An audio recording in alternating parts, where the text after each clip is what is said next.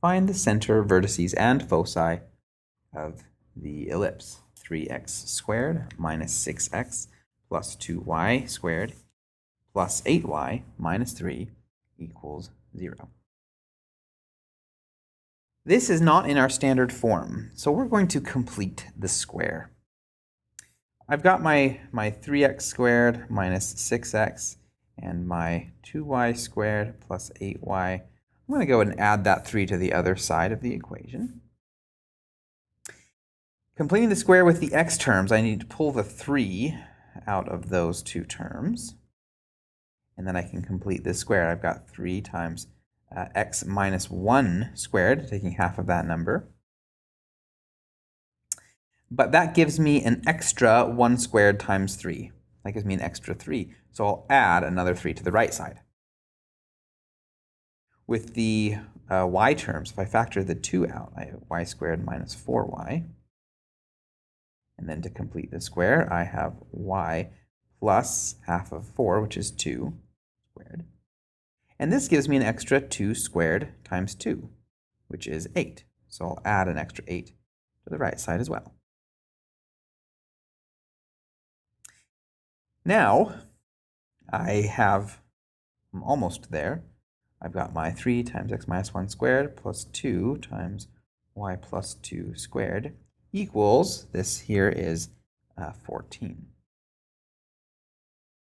The standard equation of an ellipse, we have an equals 1 there. So to get that, we'll divide both sides by 14. So that gives me, I've got x minus 1 squared. I don't like a number in front of that, so I'm going to write this over 14 thirds. And then plus here, the 2 will just reduce, and I get the y plus 2 squared over 7. Now I just did this because I like, the standard form is just x minus 8 squared over a squared, and y minus k squared over b squared. So I don't like a number out in front. Now that I've got my equation in standard form, I can find all of these things here. First, the center. That is pretty easy to get. Our center is at 1, negative 2. The vertices, I need the larger of the two numbers here. Well, the 7 is larger than 17 thirds, or sorry, 14 thirds. 7 is larger than that. And so that means my y direction is the direction I move for my vertices. So for my vertices, I'm going to keep the same x coordinate as the center, and then take the y coordinate and add and subtract the square root of this number, the square root of 7. For the foci, I need to know what c is. Now I have that c squared is equal to a squared minus b squared, where those are just those two numbers here underneath in those fractions. So the larger of the two, which is 7, minus the smaller of the two, which is 14 thirds. So that's c squared equals, this is 21 thirds minus 14 thirds, which is 7 thirds. So c is the square root of 7 thirds. Now again, to get to my foci, I go from the center and I move in the same direction as I did with the vertex. Okay, the larger number underneath the y tells me I'm moving in the y direction. The x coordinate is the same.